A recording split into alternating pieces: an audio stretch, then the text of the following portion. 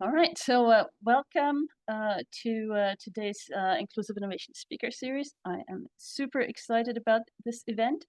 We had some technical glitches here at the beginning, but we're good to go now, so this is all good. So welcome, bonjour, bonjour, Annie. My name is Sandra Schillo. I'm the lead of the Inclusive Innovation Research Cluster at the Institute for Science, Society, and Policy. And I'm also board member of the Inclusive Innovation Hub. So the ISSP and the I2 Hub are hosting this event, and we are extremely excited to welcome a illustrious panel here today.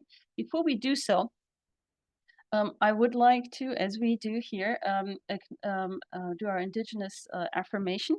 And I would also welcome or invite you to put in the chat where you're calling in from. And if you would like to acknowledge the Indigenous people in your area, you're very welcome to do that. Nimananjiananik mamiwinin mi anshinabeg obok kanagadawabatajik iyo aki eko weshkat. Ako nongom egawikad ki migwewach. Nimananjiananik kakina anishinabeg ondaje kaye ogok kakina eniyat jizidik edigo kamigak Kanadan. Eji ondapinangik endawajin odawan. Ninisi dawinda wananik kenawendamojik keje hikenidamawin. Weshkenidijidijik kaye kejidayezijik. Nigijiwenin mananik ogok kanigani songedejik weshkat nongom kaye ayanikach. My apologies, that was not my best delivery ever, but working on it, and hopefully the spirit of wanting to acknowledge the Indigenous people in the Ottawa region, the Anishinaabeg, and as well the people from all the Indigenous nations across Canada who make Ottawa their home, and acknowledge their leaders, past, present, and future. That I hope that intent came across. There we go. Of course, the acknowledgement of all in the room is really important to the spirit of inclusive innovation, and that is at the center of our conversation today. Just briefly, the Institute for Science, Society, and Policy is a cross-faculty institute at the University of Ottawa, and we explore the links among science, society, and policy, and inclusive innovation is obviously a really important topic within that. At the ISSP, we have several research clusters. We have one on positive energy. We have this really extremely active inclusive innovation research cluster. I'm so excited. Claudia has been an extremely strong collaborator of the ISSP and of our work. And I'm equally excited to meet both Fernandos today and introduce you to the group here and hear from you, and perhaps there are future connections to be made with us or the audience here as well. So I don't want to take more time here at the top. Louise, do you want to introduce the panel?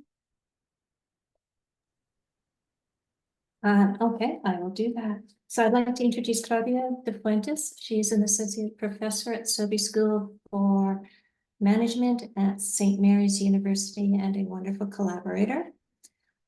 We also have Fernando Cantu Bazaluda, who is the chief statistician for UNIDO, and I'm not going to give you what UNIDO is.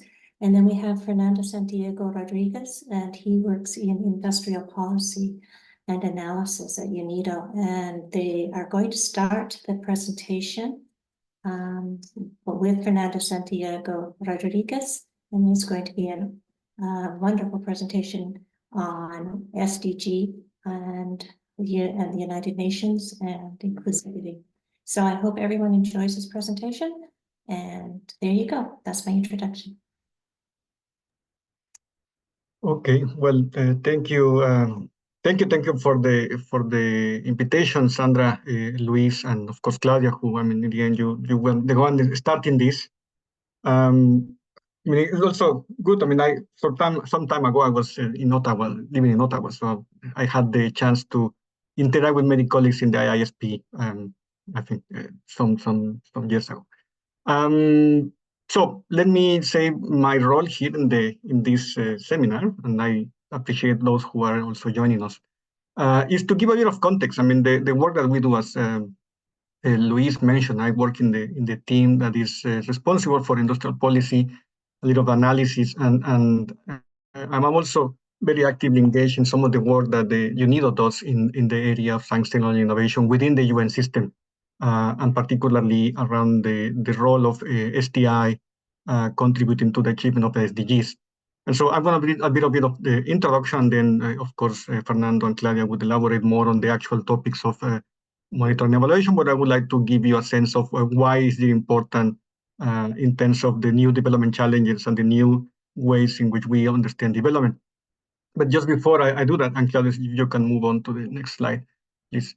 Let me just, for those of you who might not be familiar with UNIDO, no? So this is a bit of a schematic representation of the UN system. And many of you might be familiar with the General Assembly, no? Where you have the heads of state meeting every year, and in September to sort of give mandates and review progress of activities of the organization. But there's a bunch of other institutions going around, the Security Council, of course, and then you have the different commissions, regional commissions, economic, social commissions in many areas of the world. And then somewhere there, you will have what is called specialized agencies. If you click a little bit, Claudia, please, you will find UNIDO being part of the, no, just go back one.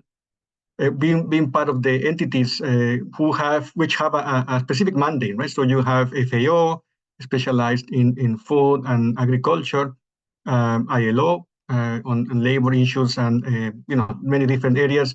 So these entities that are specialized agencies have a mandate, have certain autonomy, but we also deliver on services, specific services for the member states. So if you go to next slide, please. So just to give a little bit of review, you can, of course, you can read the slides later on. So UNIDO was established in 1966. We have now, and it became a specialized agency in 1985. We have 170 member states, and then a project portfolio of around 85 million euros, no, dollars, sorry. No, sorry, euros.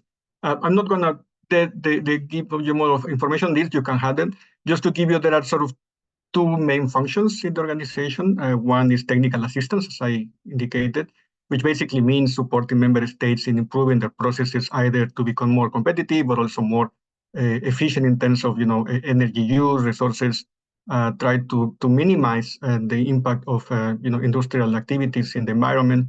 And then, of course, there's a lot of emphasis on inclusiveness. There is emphasis particularly on women and the youth. And so these are the kind of activities that we do in terms of the technical cooperation, technical assistance. And then there is the area where Fernando and myself come in, which is more of the part of normative analysis. Fernando can mention a little bit of the role that his department has in terms of being a custodian of many of the data for industrial development. In my case, as I mentioned, we work more on industrial development. So just to give you a sense of what the UNIDO is, we have offices in the headquarters in Vienna, and then regional offices in Latin America, Africa, and Asia. So if you go to the next slide, please, Claudia. So if I can now move on to the actual content of the presentation, what I mentioned at the beginning is this idea of we are every day, I mean, I'm sure you also do it in Canada. You're listening to the SDGs and the commitments and the importance of accelerating progress, because basically we are not on track for achieving some of or many of these goals that were established for 2030. But really, this has to be looked at as a long-term process from the post-Rio Plus 20 processes and the establishment of some of the mechanisms, such as the Sustainable Development Financing Strategy, High-Level Political Forum, and of course the SDGs, right? So the idea of the SDGs is a continuation, a progression, and actually an improvement in the way we understand the complexities of development. So we move from 8 goals to 17. Some of those that were included in those industrial development, clean energy, and trying to understand the complexity of development issues that the world faces. And not just because these are problems for the developing countries, but also because these are challenges for developed, more advanced countries, right? So one of the ideas of the innovations that the SDGs bring with them is the fact that we understand that developed countries, they also face challenges. So they also have certain commitments to, for example, if you think of in Europe now, the regional development disparities, we had now at the beginning, Sandra acknowledging, the indigenous communities in Canada. All these communities need to be integrated in better ways than it has to be. So the SDGs and this idea of then leaving no one behind is a very important aspect. But in terms of what it means, in terms of STI, the Addis Ababa Action Agenda, which was adopted in 2015, identified science, technology, and innovation and one of the areas, one of 7 strategic areas to achieve the development agenda, and particularly the SDGs, right? So STI becomes a very prominent area for action for the member states, and it needs to be elevated more prominently as a driver of development. If you go to the next slide, Claudia, please. But what happened with the SDGs is that we understand these are 17 goals, yeah, but these are very much intertwined. So this is actually a system.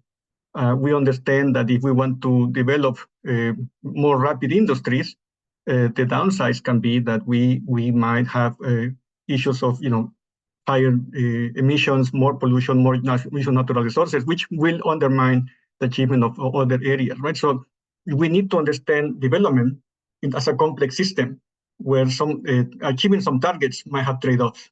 Right? So in the spirit of the idea of inclusiveness that we were discussing with Luis, what happened here? We need to then understand that development has to have 3 elements that we consider a win-win-win, right? So we need to improve in economic performance, productivity, competitiveness, but we cannot do it at the expense of the environment. So we need to be able to improve environmental outcomes.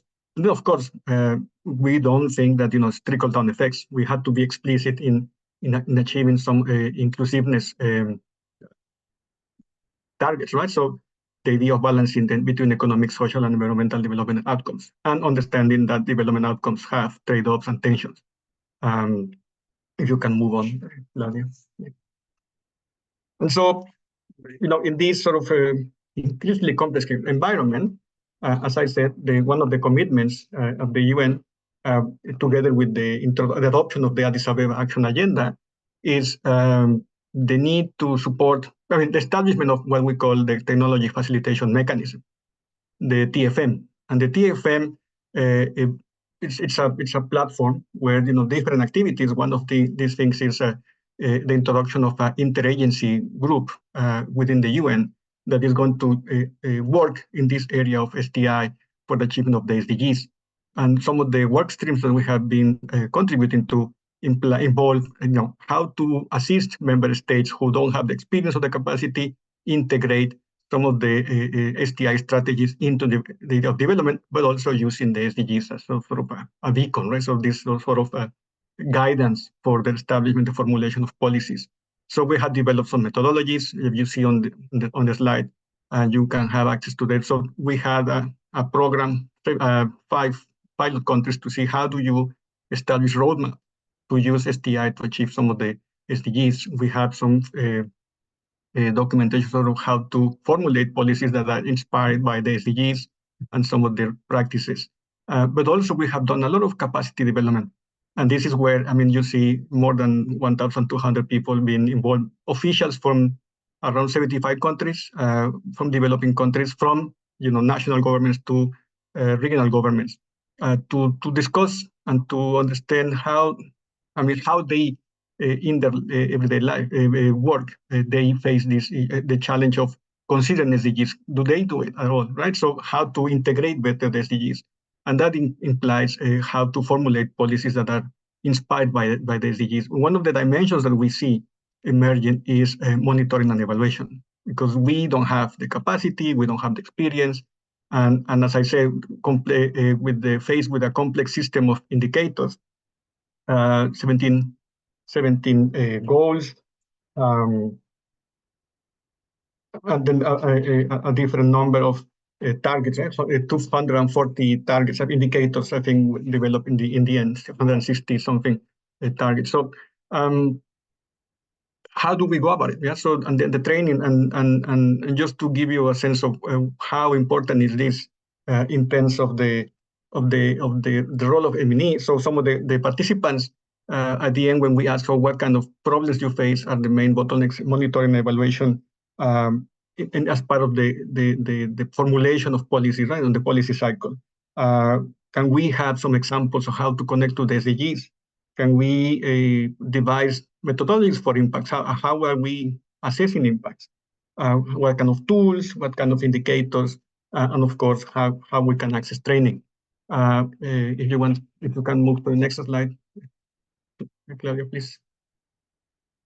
Just to give an example, many of these countries, I mean, and this is a group of Africa, Caribbean, and Pacific countries, most of them least developed ones. Many of them, they have maybe made efforts to adopt STI strategies, STI policies. And many of them have already started to develop monitoring and evaluation frameworks.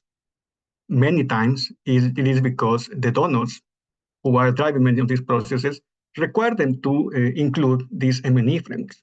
Yeah, but the officials either don't have the experience or don't have the resources.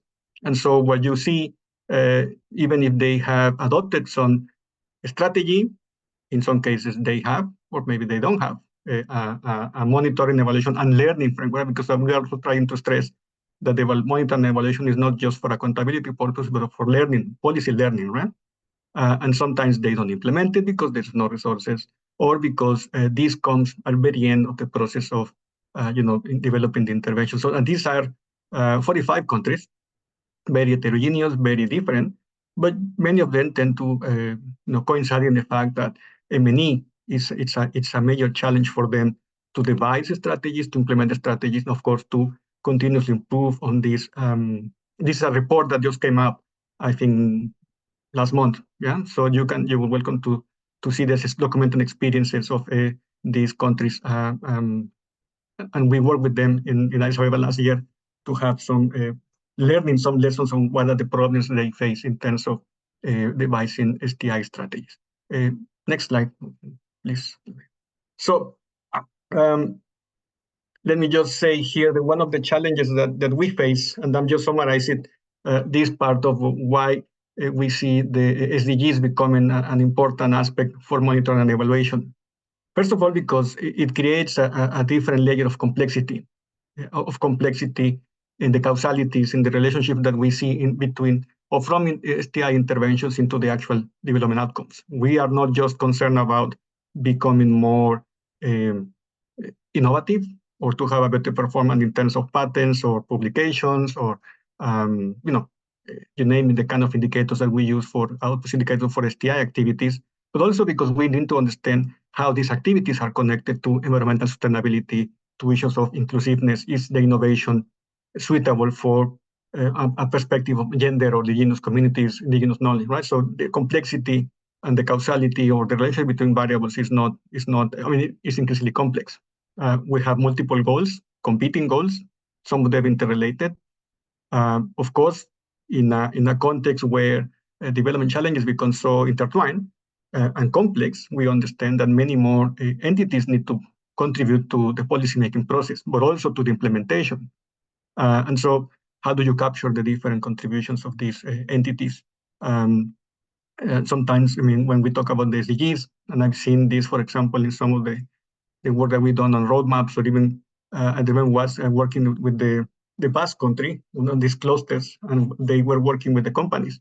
And some of the companies were saying, we don't understand how do we go about our projects and these macro level metrics, right? So how to integrate, or how to better capture what happens at the project level and is reflected in national performance around these issues of the SDGs. Right? So simple cost-benefit analysis is not necessarily the best way to assess performance.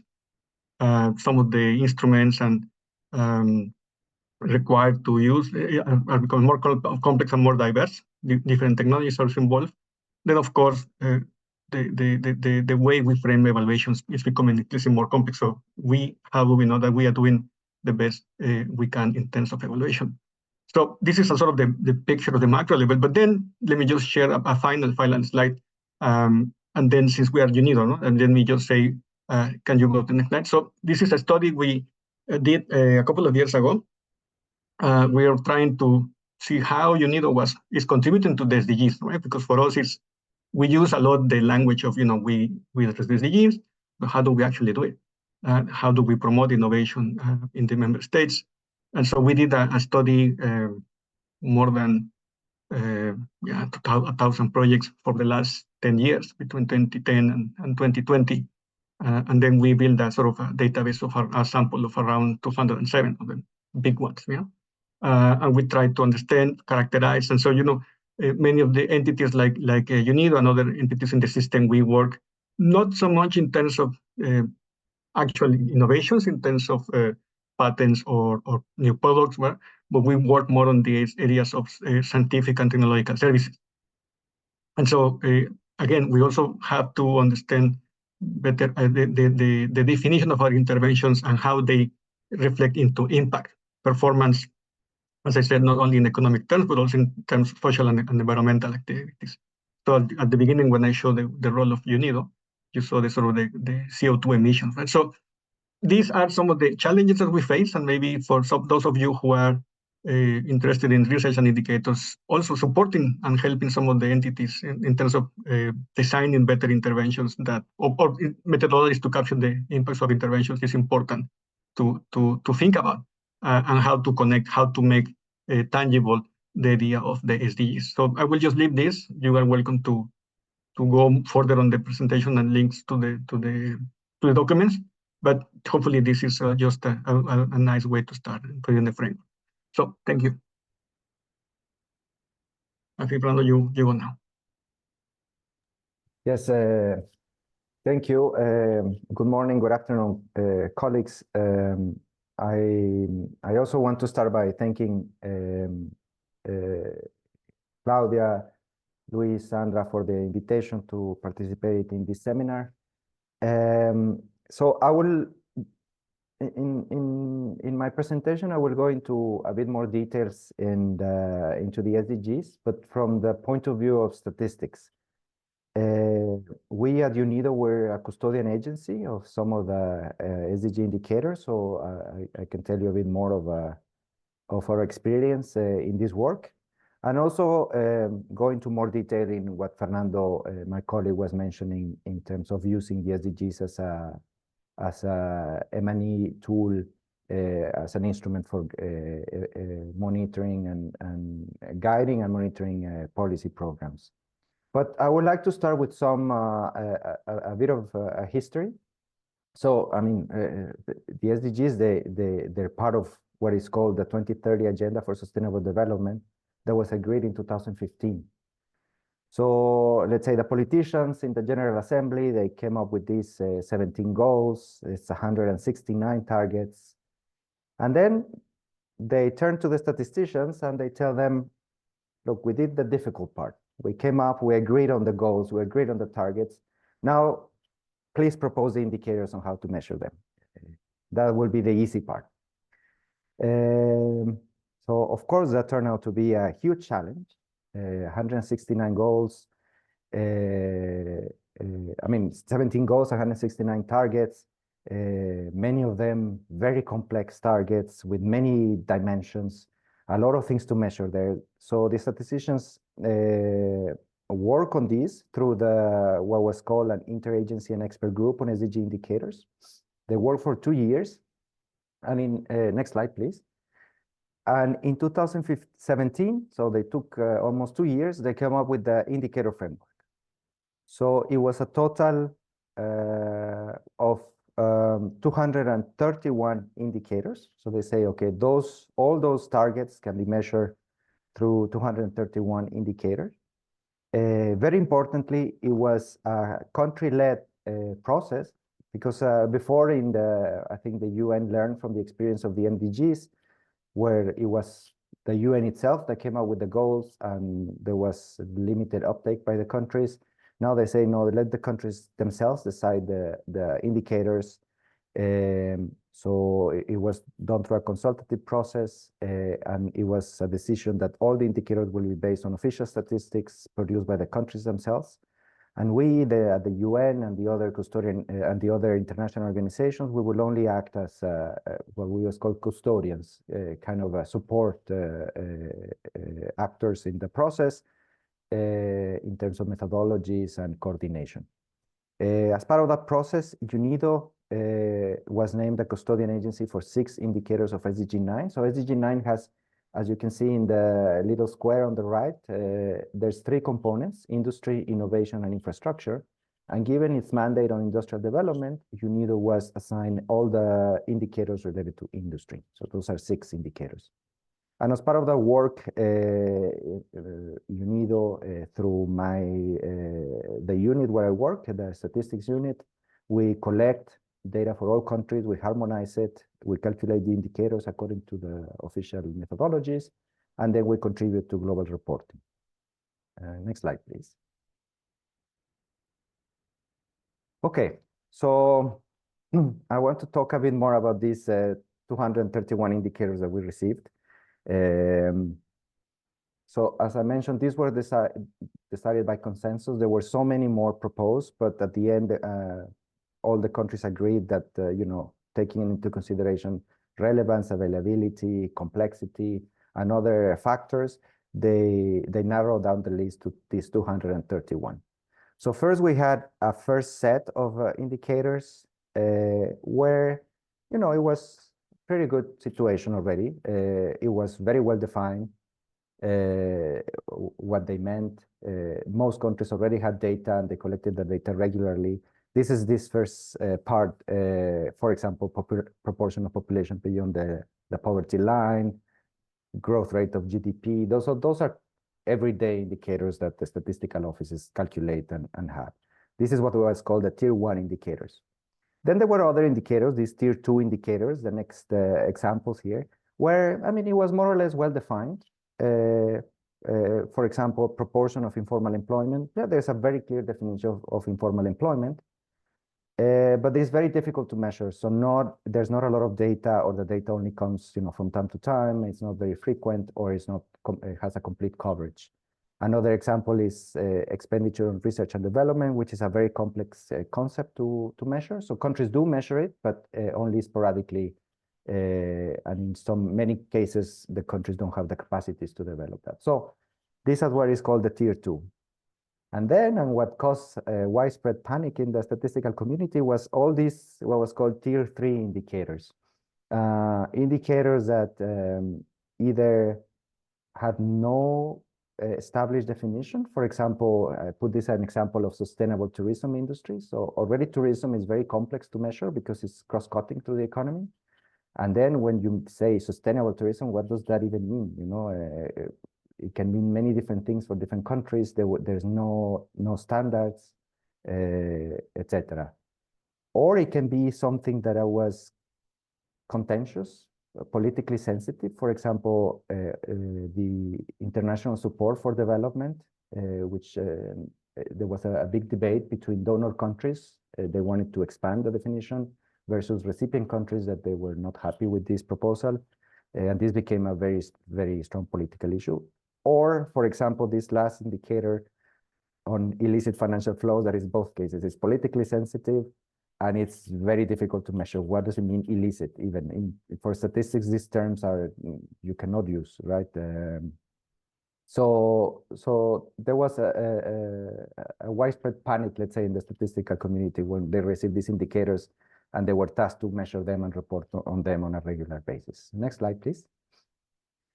But the situation has improved. Here I'm comparing the share of these 3 indicators, the tier 1, the tier 2, and the panic ones, in 2016 and the most recent situation at the end of last year. And we see that these tier 3 indicators, they went from 38% to 0%. That means there's no more of those. Now, all of the terms, everything has been defined. There's still 33% of the indicators that are tier 2. That means that even though they're well defined, there's still not a lot of data. But I mean, it's a matter of time before the regular data collection mechanisms are established. And now 64% are well-defined and have data. So there has been a huge progress, and this is achieved thanks to a very coordinated effort by the statistical community. Next slide, please. But of course, a lot of challenges remain in terms of the SDGs. So I will mention here just a few examples of these challenges, just to give you a taste of what we're facing every day. So once, and sorry for the typo, is relevance and validity. So a lot of the times, the indicators, as I mentioned, were agreed by consensus, and they're kind of a minimum set. They don't really cover everything. It's sometimes not even clear that they're measuring what they should be measuring. Here I give the example of the indicators of SDG 9 related to infrastructure. We have 3. Proportion of rural population who live within 2 kilometers of an all-season road. So that's a transport indicator. Something about volume, cargo, freight volumes, and passenger volumes. This is also transport. And then something on coverage by mobile networks, so an IT infrastructure. So, I mean, these are good indicators, but you can see that they are not measuring everything that is relevant for infrastructure. There's so many aspects. I mean, not only about the different types of infrastructure, but also about their quality that are not measured through these indicators, or at least not completely. Next slide, please. Then, of course, we have the issue of availability. Even now, we're halfway through the 2030 agenda, and there's still so many indicators that have no data. Here on the graph to the left, we see the share of countries that have available data by goal. You see many are significantly below 50%. It means there's very limited data. For our indicators on industry, the graph on the right shows that some indicators have very good coverage, 100%, but some of them go down to 0.5%. So that's basically no data.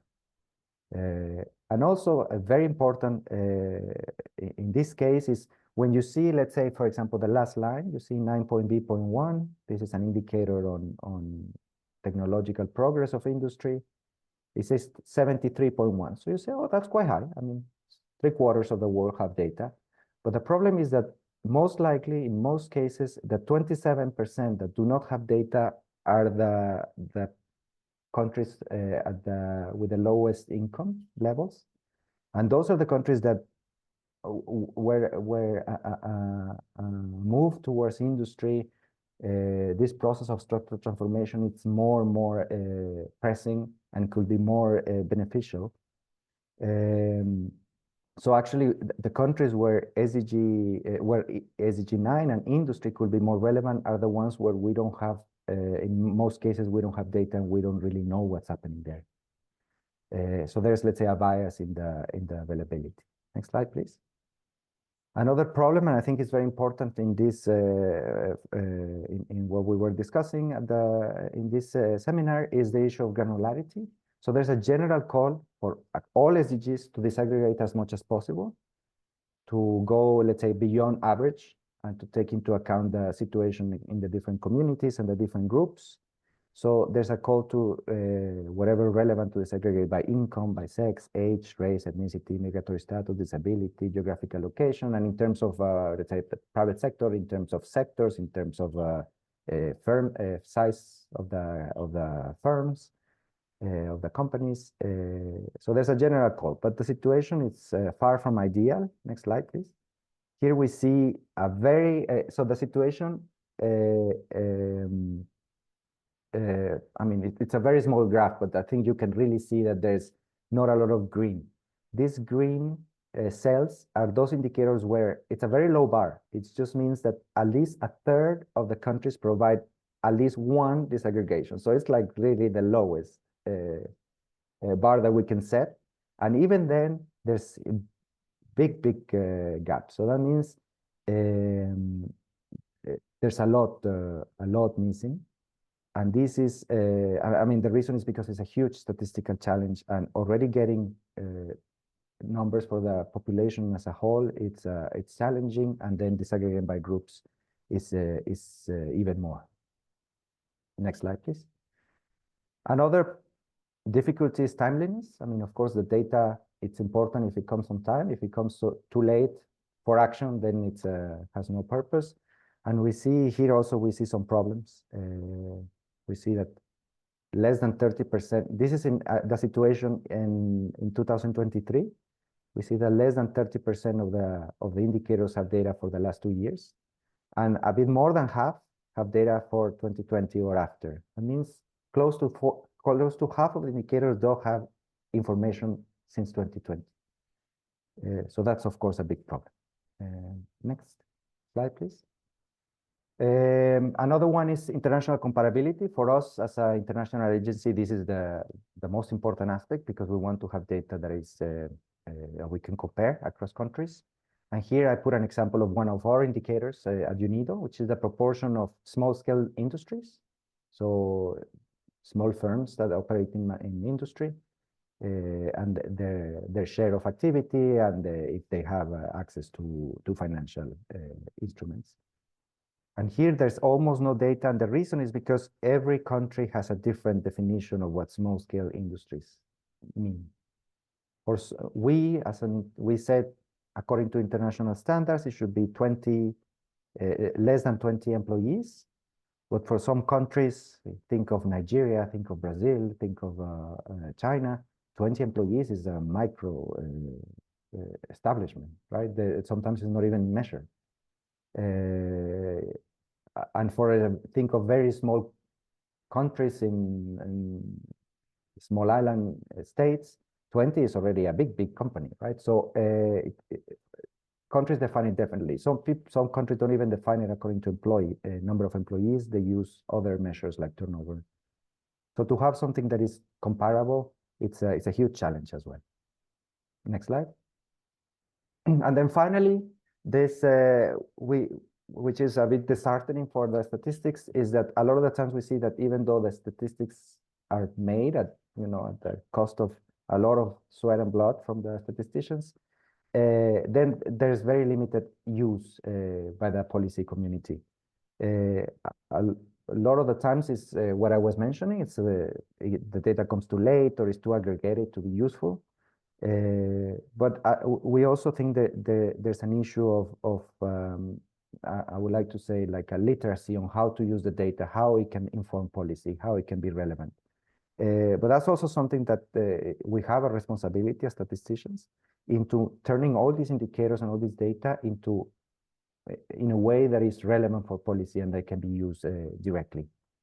Of course, there's also, especially when we're discussing M&E, there's a problem that these indicators are too aggregate, too high level in many cases. So it's very difficult to establish a causality or to really use to evaluate impact. So they can be used, of course, but more of as a context or information in many cases. And also another thing we see is that there's an inertia towards existing measures.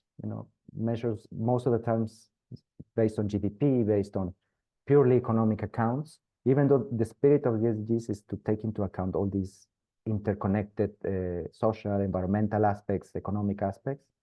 We see still that at the end, what matters and what people consider is only the economic indicators and productivity, employment, etc., and they leave a bit the other aspects of inequality, environmental impact on the side.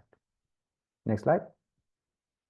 So finally, this is my last slide. I mean, I will not talk about what it's been doing to overcome all these obstacles. There's a lot of ongoing efforts, and there has been progress. But still, I mean, in general, I think there's a huge potential of the SDGs to continue be using for policy, to continue be using as an M&E tool. For many reasons. I mean, first, because they really brought this kind of collective action towards specific goals, so goals that have been agreed by all the countries in the world, and where it was clear that it was not only a matter of the governments to implement public policy, it was really the private sector, the research institutions, everyone, the statisticians, everyone involved in this, and everyone was providing a part of the, working towards this, and also being accountable for progress.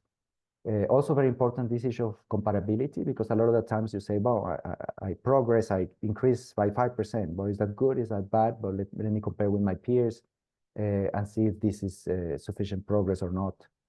And also, this is a phrase I borrow from UNDP and the Human Development Report, but I think it's very relevant for the SDGs. This idea of moving of beyond income. So we don't want only economic indicators. We also want to take into account environment, society, inequality, and that and other aspects beyond averages. That just the average, they can hide as much a lot of information. Really, the idea of disaggregation and presenting separate information for the different communities. And finally, beyond today, saying that development today at the cost of development tomorrow is not a trade-off that we agree with. As Fernando mentioned, the idea that all the goals are interconnected and there are trade-offs. But I think most importantly, the goals are, the SDGs are really like a high-level guideline, a beacon in the word that he used, and nothing stopped from the countries to complement this with national relevant indicators depending on whatever they have. You know, a lot of countries have very complex observatories on industrial policy, on innovation, on R&D. So it's really important to take this as a starting point and then complement to whatever is important and relevant for them. So I'll stop here and happy to answer any questions later on. Thank you so much. And thank you, Fernando Cantu, and thank you, Fernando Santiago, and everybody in the audience for coming here to this event. I would like to do this kind of mortal flip and going from the very global perspective and discussing the SDGs and also trying to identify some of the challenge or mention some of the challenges in that enormous task of identifying indicators and so on, to talk a little bit from the Canadian perspective and mostly towards impact assessment of innovation policy. And I would like to share with you one of the that I would call very important initiatives to understand what is the impact, what is the effect of government support to innovation for firms located in Canada. And this has to do with the BICS program, or the BICS initiative that aims to connect some of the government support at the federal level to firms in Canada with the business registrar. And that means that throughout a linkable environment file, we have access to these firms that receive support, which is different levels of and types of support. Also have access to the different databases that are part of this business registrar that identify firms at the enterprise level, such as exports, patents, all the employment level, some of the GIFI environment, which has to do with assets, capital assets, and so on. And also related to research and development and many more. This is just an example that I took from a recent project that I conducted, and that the importance of this is the access to data and some of the points that Fernando Cantu was relating in terms of the lack of access or perhaps of lack of granularity and lack of access throughout the years. And that is true. Like if you want to conduct the impact assessment of innovation policy, many of the most robust methods are very data hungry. That means that you need access to data throughout the years, not only 1 year, because then it's very, you get into very descriptive discussion, right? So if you want to really conduct a thorough analysis, you need access to the data, you need access to the indicators, to the variables for many years. But also you need access to different set of variables. And what is more complicated, you might need access to information, in this case, for, at the firm level, for firms that, let's say, in a sense, have received a treatment of the government support, meaning that they have received the allocation of either government incentives, tax incentives, or direct forms of support. And also you would need information from, let's say, those twin firms that never received the support in order to be able to implement robust models of analysis. And then by conducting that, it also, you require like a huge amount of data, and those elements are not easy to accomplish. And even though, and I totally relate with the pains and the challenges that Fernando Cantu was mentioning, in the sense that if you want to be granular, yes, you can design the indicators. You can say that you need that granularity in terms of access to gender, in terms of access to size, in terms of access to different types. But many of this information might be really easy to capture, even though the indicators are there by name. Maybe the firms are not at the firm level. Maybe they are not providing that information. So when you go into the field, when you go into the data and you look at the indicators and you say, yes, I have that information, but then once you open the data, you see that a lot of that information is missing. So there's not much that you can do. So even though that, and it's one of the challenges that I want to talk about later, even though you have flagged the importance and relevance to address some of the elements of impact evaluation related to income inequality, for example, or gender inequality or environment, if the information is not collected or is not provided by the organizations, by the firms, then there's not really much that you can do. And one of the things that also brings another challenge in the sense of impact assessment of innovation policy, if we think about government support, is that government support doesn't really happen in 1 year. Government support can happen in multiple years for multiple firms, or only on 1 year for one firm, and then other years for other firms. So you can see that you have some staggered allocation of this government support. So what does that mean in practical terms? That means that again, you need robust methods, and you need access to data, and you need access to good data. So in reality, there's in Canada there is a continuous need to improve that access to data, the data collection to the data, and also the connectiveness between different data sets to be able to provide good inputs of data to conduct important or robust analysis in the aspect of impact assessment for innovation policy.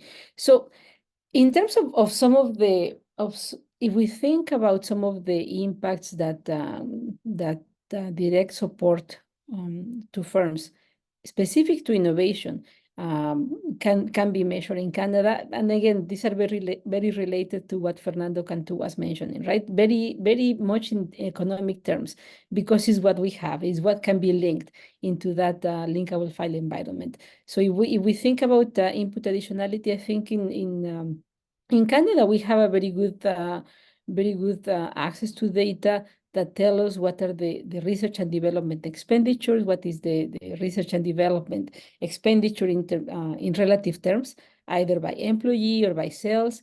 So those indicators are there, but again, what do we consider as research and development that are not necessarily the only measure to innovation, right? Because innovation can be measured in many different ways, or we have many different types of activities that indicate the innovation initiatives and activities for a firm.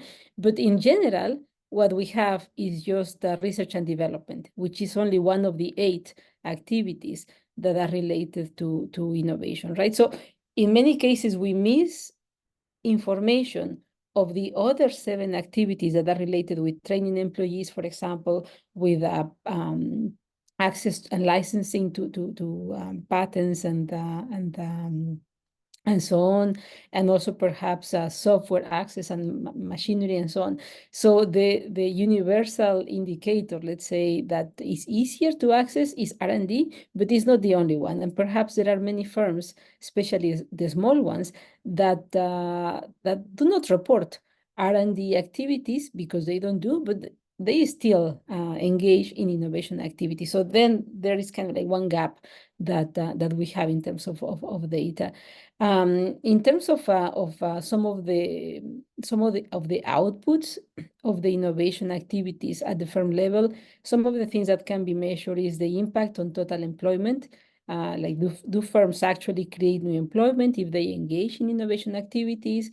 Do they increase R&D employment? Meaning, can they increase the number of employees that engage in research and development? Do firms that engage in innovation activities or R&D increase the wage that they pay to the employees or the R&D employees? Sales, do they increase sales? Do they increase exports or labor productivity? So you can see that those indicators are or things that we can measure in terms of outputs or inputs related to government support to innovation are very, very financial, very economical, right? In terms of the financial structure, also, do they increase the financial performance, the profit and revenue? Yes, and those are really, I'm not going to say easy, but they are pretty much readily available to conduct when we engage into impact assessment of innovation policy.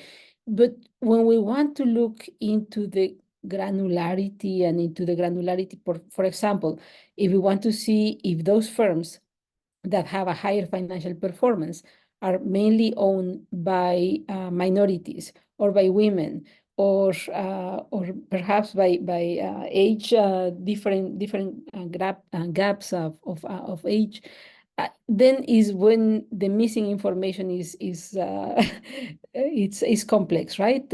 We don't have enough information to really conduct an impact assessment of with that level of granularity. When we want to look into the social impacts or environmental impacts is where the problem lies. And one of the things that we can do in terms of the measurement of these more economically based indicators, and I want to share with you one of the examples for a recent project that we concluded with one of my research teams, has to do with this impact assessment of innovation policy. So we had access to assess the 9 different programs that focus on innovation activities and fostering innovation at the firm level. And one of them is the famous ACOA BDP program. ACOA is for the Agency of Opportunity, the Atlantic Canadian Opportunity Agency, and the BDP is a Business Development Program. So this program operates at in Atlantic Canada. Atlantic Canada, I should have brought a map, sorry for that. It's a traditionally region that has kind of like traditionally underperformed in comparison to the rest of Canada. ACOA has played a very important role in terms of fostering innovation in this region of Canada. And in this case, we had the opportunity to compare and also conduct some analysis with NRC IRAP. NRC is a very important agency of Canada, the federal level, and IRAP is one of the flagship programs of Canada that supports innovation at the firm level, especially for small and medium enterprises. And one of the things that we can see is that we compare the effect, or we conducted an impact assessment of these two programs for firms located in Canada that have received either of these two programs. And we identified really interesting things in the sense of the effect that each of these two programs have in terms of the indicators that I mentioned at the beginning, right? So we can see, for example, that ACOA, you can see that there's an increase in the amount of support that they receive, but that increased in terms of R&D wage and reach a threshold, right? And then after that point, you can see that there's a decrease after the firm receives more support in terms of the amount. There's a there's a decrease. That doesn't happen with NRC either. So NRC is more of a continuous increase. So the more support that the firm receives, the more increase in specifically for this indicator in R&D wage that R&D employees receive. One of the interesting things that we also conducted was in terms of complementarity of the two programs. That means what happens if the firms receive the two programs. So if a firm receives support from the two programs, what happens is that the impact is higher. You can see that there's an increased effect of from the support for firms that receive these two programs, especially in the input, the R&D intensity, so the research and development that they develop, in terms of the employees that they hire to conduct R&D, in terms of also the tangible capital and the wages and many other indicators. So for this discussion, I'm only presenting these two. Also, another thing that we did that also requires access to a lot of data throughout the years, because this type of analysis you cannot do only if you have, let's say, 5 years of data, right? For this, you need, we actually had access to 17 years of data, and we were able to identify in what year of the support, what year after the support, actually you can look at to an impact of these effects. And this is particularly important because, especially for policy making, if we want to think that we want to see effects or impacts right away at the year of the support or the year after, well, that is not going to happen, because you need that the firm engage in specific activities until you can see access, for example, impact, for example, in terms of wages, in terms of R&D employees, when they hire them, and so on. So implementing robust methods of analysis, like in this case, we implemented difference in differences, but staggered aspect. It's complicated because requires a huge amount of data that as Fernando Cantu mentioned, sometimes it's not possible that some of the countries have the infrastructure to do that. In terms of one of the initiatives and the importance that we have at this point in time, I think everybody in the world, is to identify how and what are the actions that we can conduct help us to achieve greater environmental sustainability. So within that big initiative, the Business Innovation for Growth Support that Stats Canada and TBS are engaging, they have a suite of indicators, a suite of programs that focus only on initiatives related to climate change and environmental sustainability. And those are about 30 some programs that seek to address environmental sustainability or contribute to environmental sustainability at the enterprise level, but also the consumer level. So we can see in this list, I'm only including some of these programs that focus to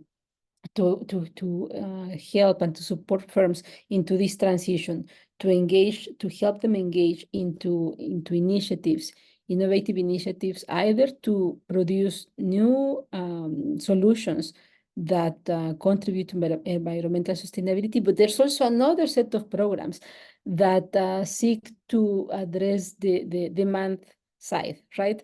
Seek to support those consumers to use, let's say, more heat pumps or use more electric cars or so on. So in this sense, it's very important to have also access to data, but in that sense, many of these programs that focus on environmental sustainability started operations very recently, 2016, 2017.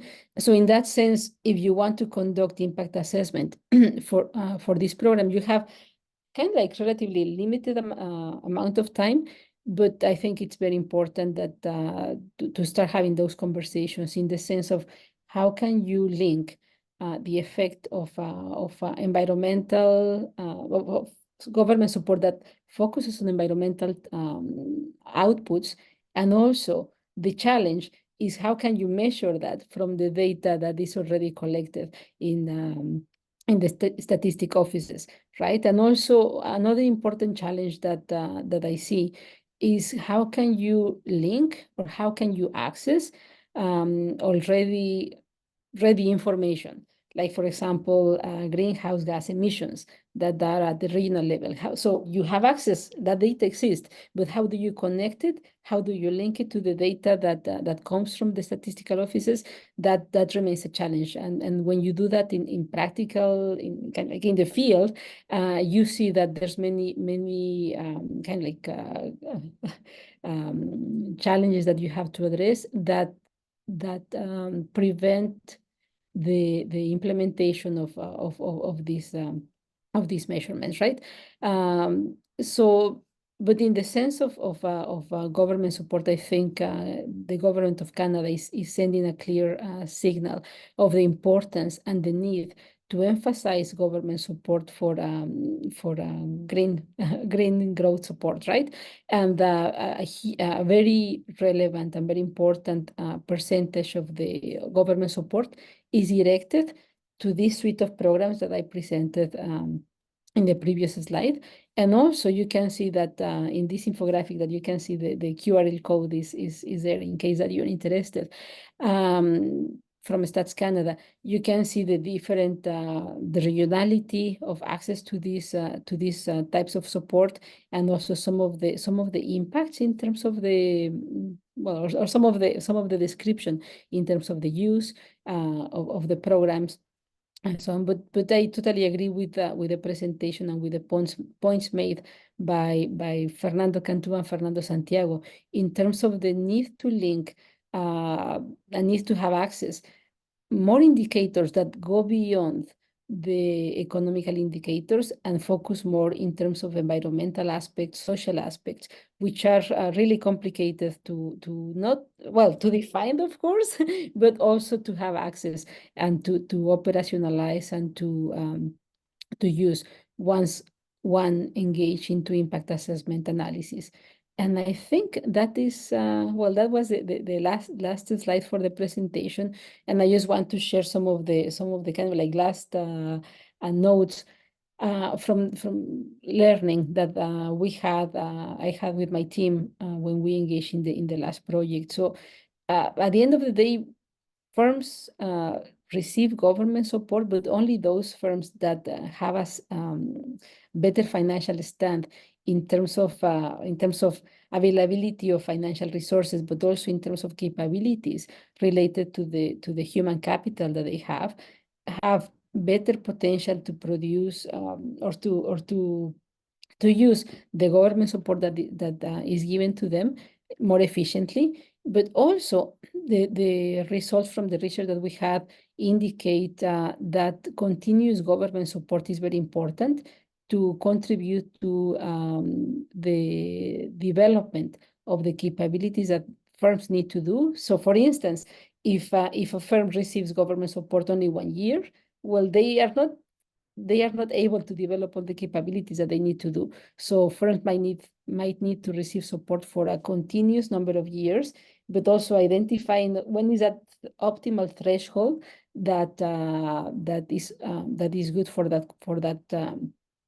that company or for that firm, and then after that they might start observing diminishing returns. And finally, yes, we observe that the government in Canada has played a pivotal and patient role that is necessary for many of the firms in Canada engage in innovation activities, and also to start having some of the outputs that are necessary in terms of financial performance and so on, which those are the easy to grasp, those are the easy to analyze. But I just want to emphasize the need to more of the granularity that Fernando Cantu was mentioning, in the sense that, yes, maybe the indicator is there, maybe, of course, is flagged, but access to that indicator, access to the data just doesn't exist, it's not there. So it's really, really complicated to go one step further into that level, to identify what are the social indicators, what are the environmental indicators from the statistic offices, but perhaps that data already exists. So the challenge remains into how can we link the information that might be available by other sources and not necessarily collected by the statistical offices. And I'm going to leave it there for any questions that you may want to address. And I'm really thank for the participation and to participate in this panel. I'm going to stop sharing the presentation.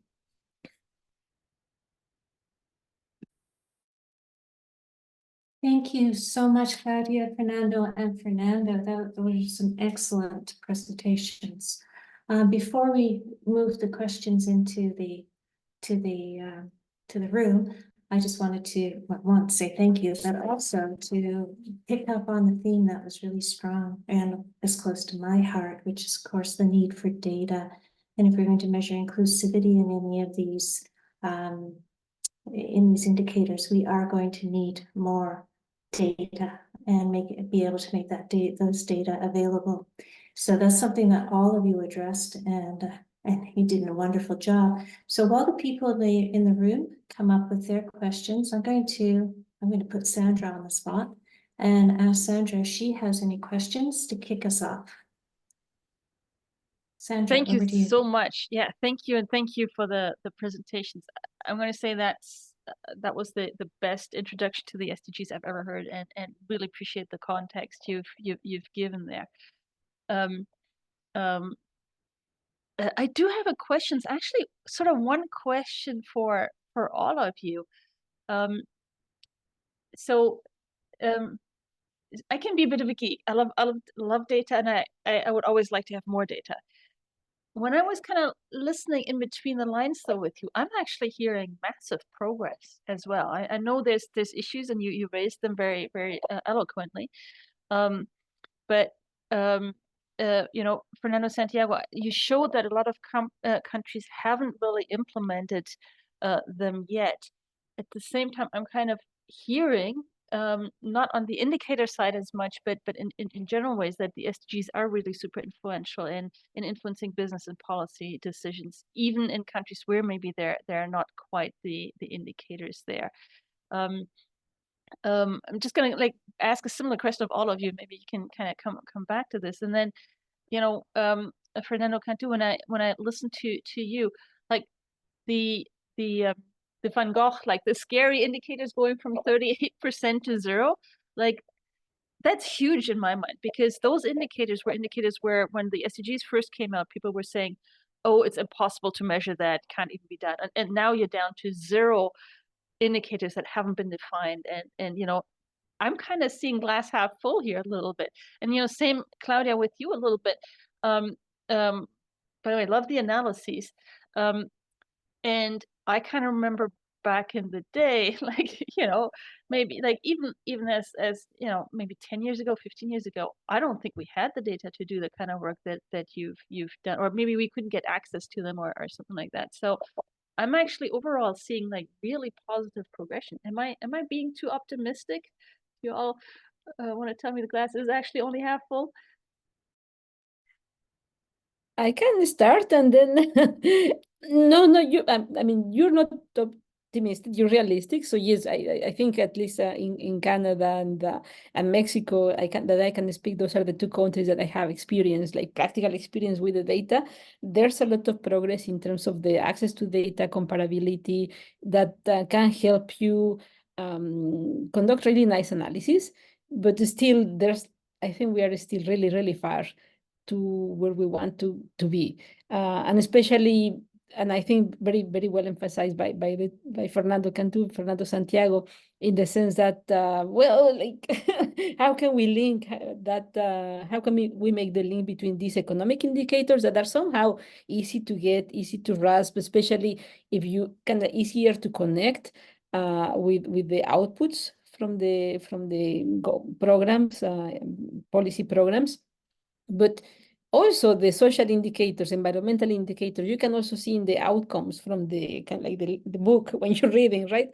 But when you go to the data to conduct the analysis and you want to see that's missing, right? Maybe yes, the name of the indicator is there, but when you open the box, everything is missing data. So like, okay, so there's still a long way to go.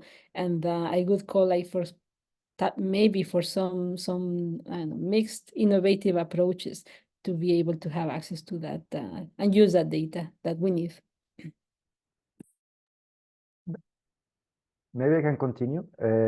So yes, I mean, I think the SDGs have been hugely influential for the statistics, official statistics work. It has put us on the spotlight, let's say, and it has really increased the demand for data in all kind of ways. And I think the countries that have responded in a, I mean, really to have a internationally agreed methodology is something that normally takes 10 to 20 years because the countries never agree. So this progress is really remarkable. I think that we tend to look at the negative side because you know, the SDGs, they have a timeline, right? So it goes to 2015 to 2030. We're already in 2023 and still there's so much gaps. So if we come up in 2030 with, you know, the data, but it's kind of too late, you know, at least for policy. But I think the progress has been recognized, and what I think the statistical community, because there's already talks on what's going to happen after the SDGs and all this, and I think what has been very clear is that there will be no more new indicators. So let's build, I mean, because there's been so progress, so let's now build on it now. So let's now use this data that we have been generating and producing. So the idea is to keep maybe the same set of indicators, maybe of course refine it if needed, but really to keep it there. So yes, so definitely it's been a lot of progress, and we're moving in the right direction. So let me be last here. I mean, maybe I would take you a little bit a step backward in the sense of I think here in this community, many of us are like research and like to play with numbers. And you said I would like to have more data. Maybe one of the progress that we see, I mean, I'm working more on the policy side, is that something that has happened with the SDGs and all these efforts to illustrate the problems, and you know, and I will say like not necessarily because of the indicator, because of the graphical ways of showing challenges. It is a little bit more openness for some countries to understand the importance of evidence-based policymaking. Right? So in the end, we care about evaluation and impact assessment because we want to make sure that we are doing things right. And we used to say, you know, value for money, but now we also want to show that in addition to value for money, there is something else. Yeah? So this kind of conversations is something that you can see, and some of the discussion now is evidence means understanding what is the intervention doing, but also it means that there is a scientific process of developing these numbers and these indicators to illustrate and to capture what we are doing. So in that sense of in the spirit of this seminar and what we're doing, so there's not necessarily but STI providing evidence, but also the evidence to show what STI is doing. And in something that again it's a major, a larger undertaking, which is the global agenda for development. So I think that's an important aspect to consider, no? That is permeating some of the debates. I mean, I can tell you then when we go I've been in countries where, you know, they tell us, I cannot tell you the names of the countries, but, you know, they say, okay, this is the first time that we go from a policy-making process that involves doing diagnostics, doing discussions, taking the opinion of academics. Right? Normally, it's a government and a group of people who basically see what you're doing, put a thing together, and this is the next plan. And there's no conversation, right? So it's not something that is only because of the SDGs, but I think in general, now people understand that there is value in the data and in having a culture of evaluation that provides that substance that they need to assess what they are doing and to sort of have more tangible evidence for whatever they are doing. Yeah. Super. Thank you. Thank you very much. We have a couple of questions. We have Joseph Jung and Chris McPhee with questions. Could I ask that Joseph introduces himself and then his question, followed by Chris? Thank you. Hi, my name is Joseph Jung. I am postdoctoral researcher in St. Mary's University. Actually, I'm from the member of Claudia's team right now. And thank you so much for today's presentation. It's amazing, and I really learned a lot. So my question, I have basically 3 questions. Maybe it's too much, but for all of you, my understanding is some other international agencies, they have been also doing the similar research on the SDI and some interaction with the economic variables. So my question is, do you find any consistency or conflict with their view or their implications? You know, if it is the case, how you kind of reconcile, or you don't really care much about the other agencies' report? For example, ILO, they are more like a labor friendly sort of the implications, but otherwise the World Bank or IMF is more, maybe this is my misconception, but they are more business friendly. So in that case, what is your kind of stance, or maybe political economy stance? And then second question is, once you have certain policy implications for the other underdeveloped countries or developing countries, my kind of concern is it could be like tend to be one size fits all policy, right? But obviously we kind of want to avoid that. But all the different developing countries has a different, you know, characteristics of institutions and market environment and income distribution level. So how you kind of address, we could address those heterogeneity in terms of the country level differences when you propose a certain policy implications.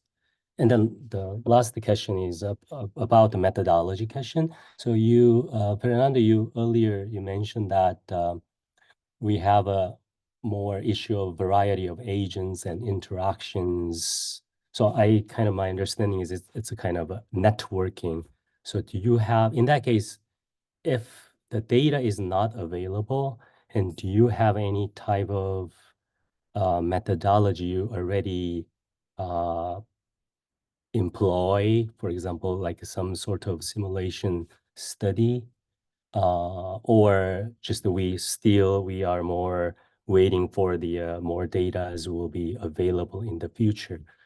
Or is there any other alternative methodology to kind of simulate those economic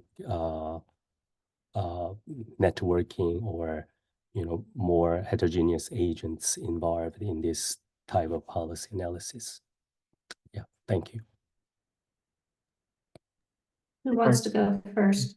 Let me try a little bit, not necessarily addressing one by one, but I think what I think let me give you maybe 2 ways. One is the theoretical answer on this, for example, on your first question on how to address with the different approaches, right? I mentioned during my presentation this technology facilitation mechanism and this interagency task team. The theory says that all UN entities and other partners, because we are working, for example, with the European Joint Research Center, right? And then, of course, World Bank. So the idea there is that this is a forum, and it's actually what is called the STI forum every May, where we are supposed to come together and revisit, review progress of each of different SDGs every year, right? And so the idea, and then as I also show you this guidebook, there was an exercise to sort of bring together many different entities which have methodologies to do policy reviews or to do policy assessments and support member states. So that's the theory that there is mechanisms for us to discuss. The practice is a little bit of what you were saying. There is tensions, there is collaboration, there is a bit of free riding sometimes, yes.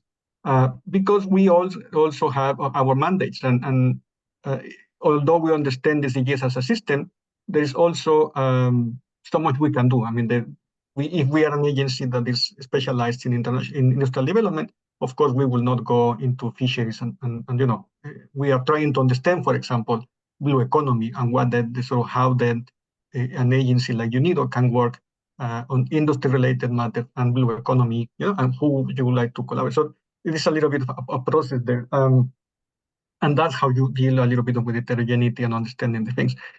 We don't have a sort of a strong research area to sort of model those things. I think we work more with people who, like you guys, doing research that try to engage on this kind of modeling and that. We don't necessarily have the capacity to do that.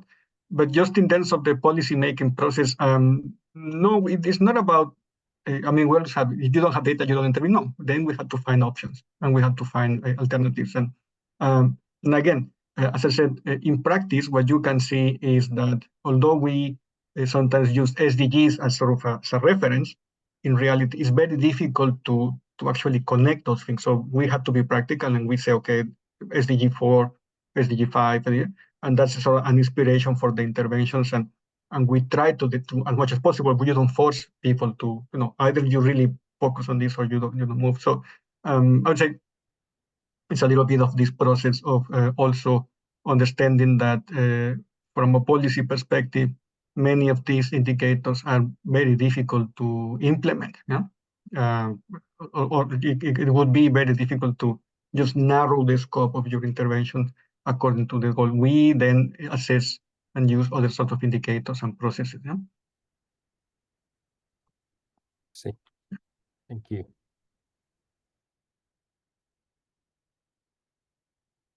Thank you. Chris, would you like to give your question? And given the time, I think it's going to be the last question. Okay, thanks, Louise.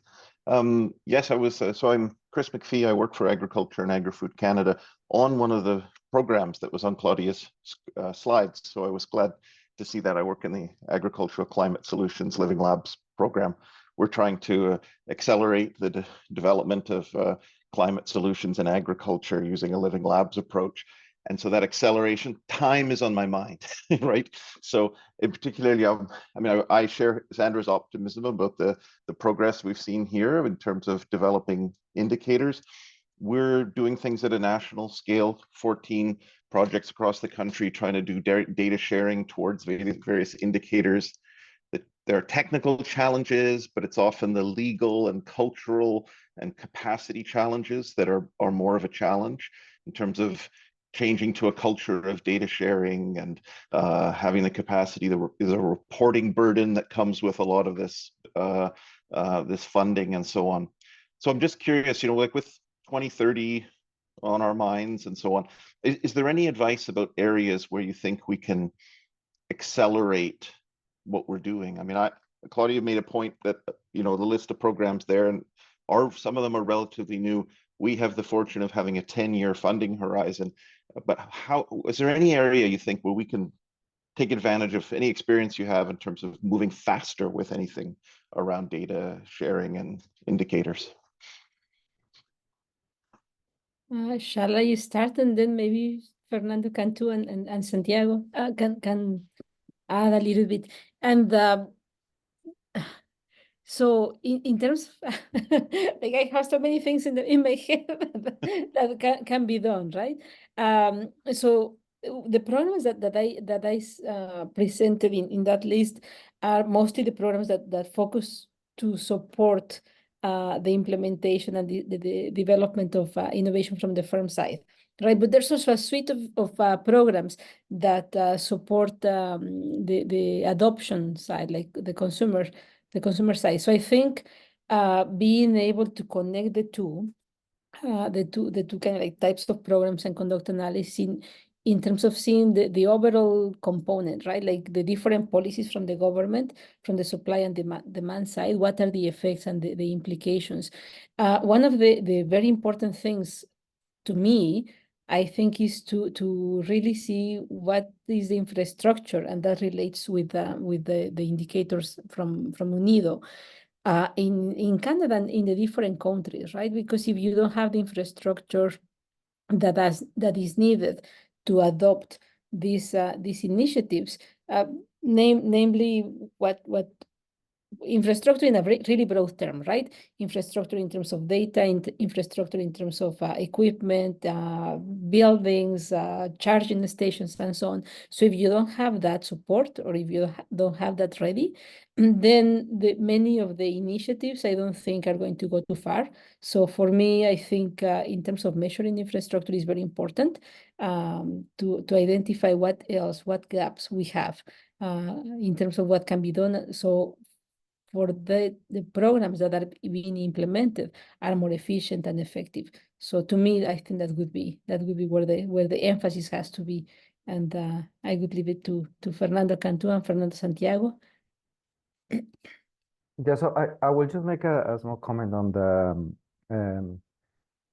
the data side. So I think, at least from the point of view of official statistics, it has almost reached a limit. You cannot do more surveys. I mean, already the statistical offices reach a limit. The respondents, they don't want any more surveys. So, but there's so many other opportunities to get, and there's this new push that has been observed in the last years for alternative data sources. So, I mean, other agencies within the government have information. You don't need to ask again the people or the companies. You can use, I don't know, satellite imagery or so other geospatial information, big data, citizen-generated data. So there's many other options that could diversify a bit the sources of data.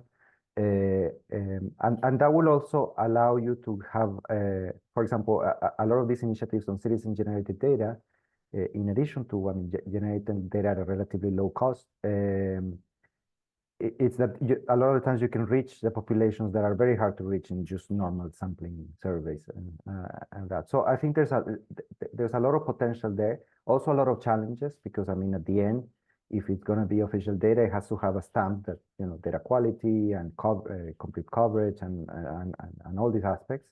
So it's also an important consideration, but I think there's a lot of opportunities there that I think many countries are already moving towards.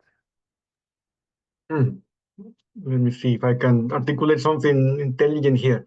I mean, something that I've seen, yeah, I mean, with lots of statistical data, but I think there's a lot of qualitative aspects that you don't necessarily capture through data and some of the interventions. And particularly, I think when you try to engage, as just in the previous question, when you try to engage broader audiences, of course, many people will understand data, but there are also some qualitative aspects. So the problem there, of course, is how to validate some of those data, how to make sure that then the social measure you can replicate elsewhere. So I think maybe what I would say in terms of moving forward, and I think Statistics Canada has a very strong reputation in the world already with sort of rigorous methodologies and that, but I think in terms of still room to improve, maybe experimentation and continuous engagement with some of the people who are participants of the interventions or the public services, and so to see what else is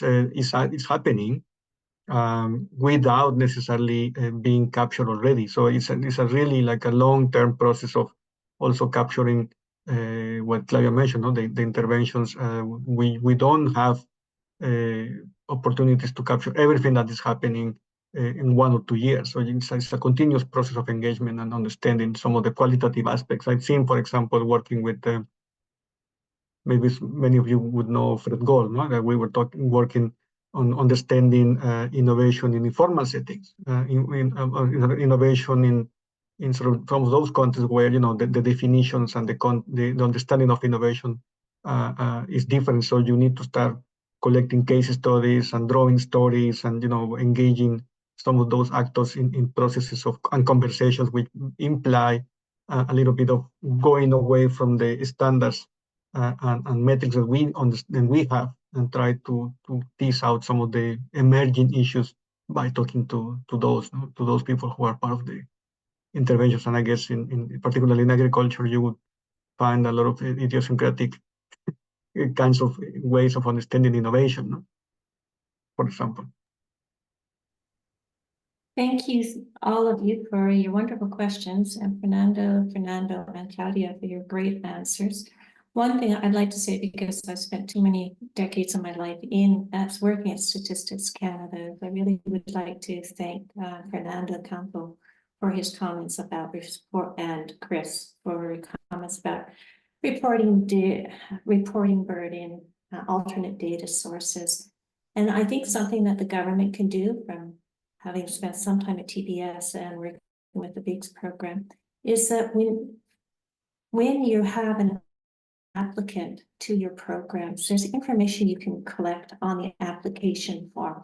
And people who are looking after money, they want money, they want something from you, they're going to fill it in. And you're not going to have to worry about it because they're going to fill it in.